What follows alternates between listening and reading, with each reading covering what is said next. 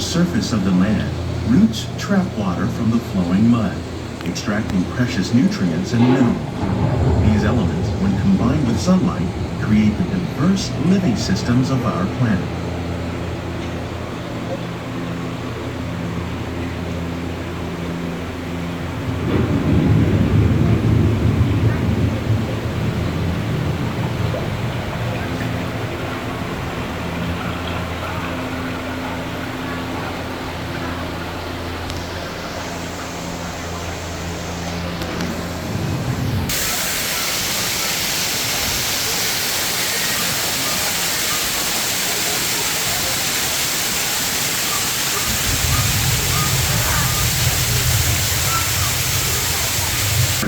No less beautiful living system.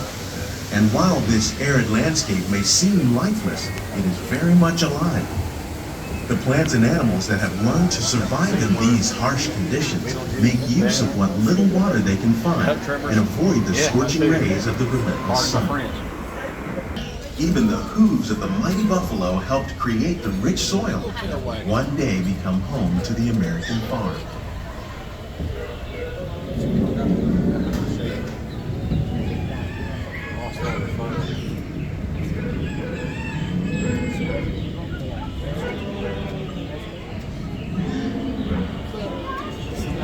The mailbox B. Jones 82.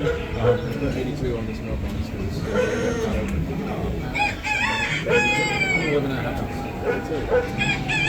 Of all the forces at work on the land, humans have had one of the most profound effects. The need to produce food for a growing world led to the enormous use and sometimes overuse of the land. In our search for more efficient ways to grow food, we often fail to realize the impact of our methods.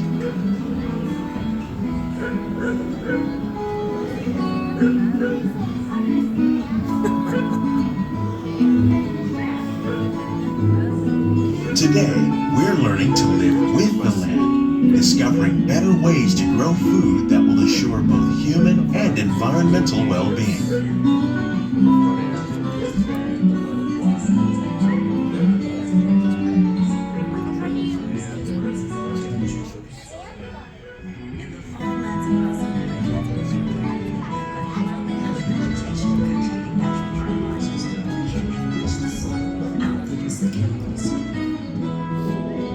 In arid regions, we're learning to produce food on desert seacoasts by developing and planting crops that thrive on salt water.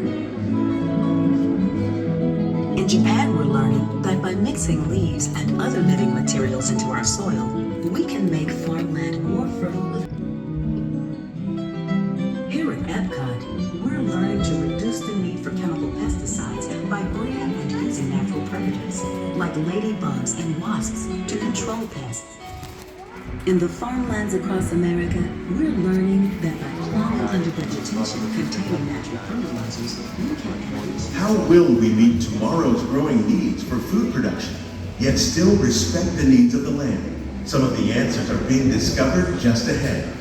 To help us maintain these carefully controlled ecosystems, and for your safety, please remain seated in your boat at all times.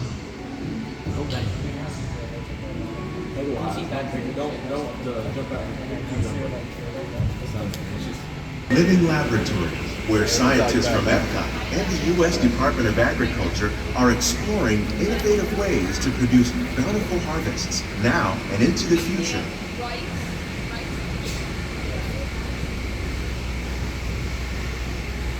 The tropics are home to the greatest diversity of plants on the planet. Many of these, like papaya, bananas, cacao, coffee, and rice, are well known around the world. These are just a few of the edible plants that have been an important source of nutrition for people living in the tropics. Many are rich in vitamins and minerals, while others are well adapted to growing in less than ideal conditions. Some, like the water lily, thrive in wet, swampy areas and waterways. All parts of this plant, even the flower petals, are edible. The starchy root of the plant has long been used to make flour for baking.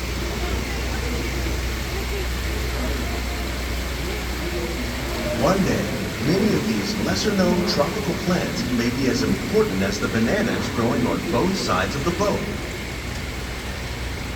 More than 28 million tons of bananas are eaten annually, making it the most popular fruit in the world.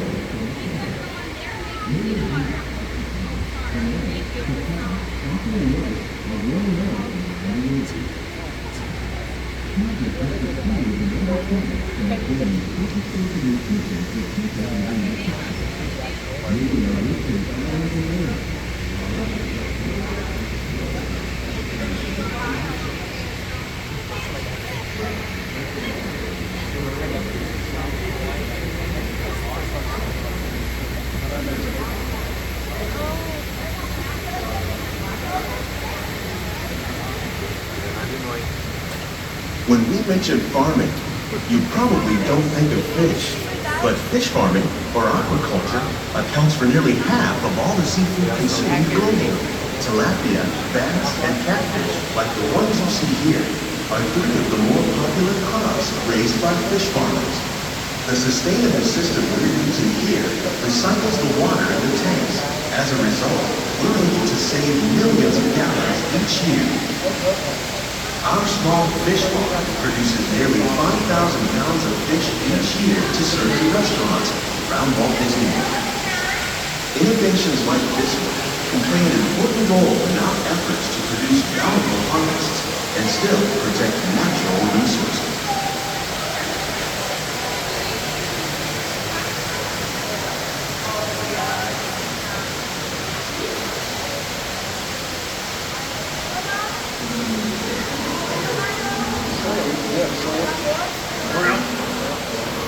Growing here, wheat, maize, sorghum, and millet, plus rice, account for nearly 2/3 of our global food consumption.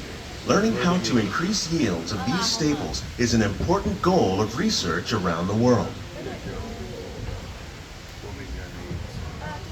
Probably like one of the nicest greenhouses. Probably one of the biggest too. I would agree with that. People that get to come in here and harvest this and work on it probably love it. These plants are definitely on their way up.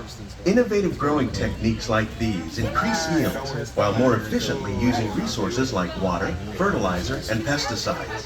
Another innovation at work here is our integrated pest management program. By populating our greenhouses with beneficial insects that prey on harmful pests, like aphids and flies, we are significantly reducing our reliance on conventional pesticides. We're growing these crops using our nutrient film system.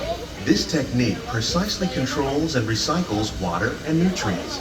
With it, we can produce over 27,000 heads of lettuce a year in this one small area.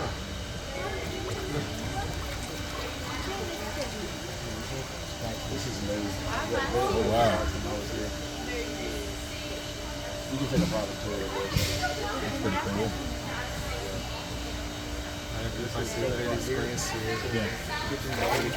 Some of our best ideas have been inspired by nature, like these fruit and vegetable trees. By growing these ground plants vertically, we can increase yields and better control diseases. These crops taste as good as they look. In fact, we serve more than 15 tons of produce from our greenhouses in restaurants here at the land every year.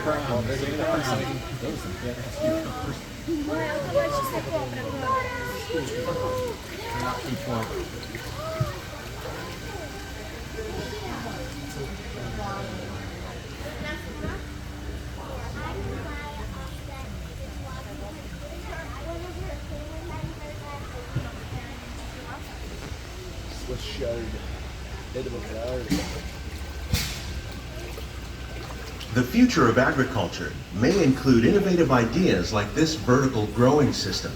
Plants grown in this way use a fraction of the space required by traditional growing methods. That saves water and increases production. The aquaponics system on your left combines hydroponics with aquaculture. The fish provide a natural source of fertilizer for the plants, and the plants help keep the water clean for the fish. It's another great way to produce more while using less. In our lab, Epcot scientists are working with the U.S. Department of Agriculture on a number of innovative projects. The goal of these efforts is to produce higher yielding and better quality plants.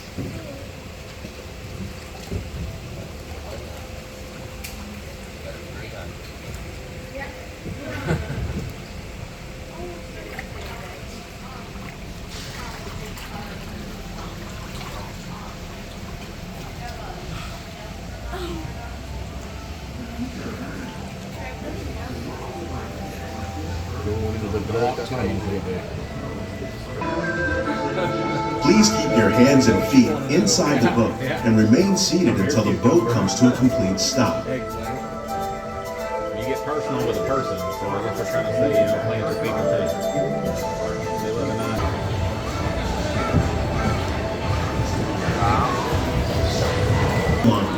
Lower your head and watch your step as you exit.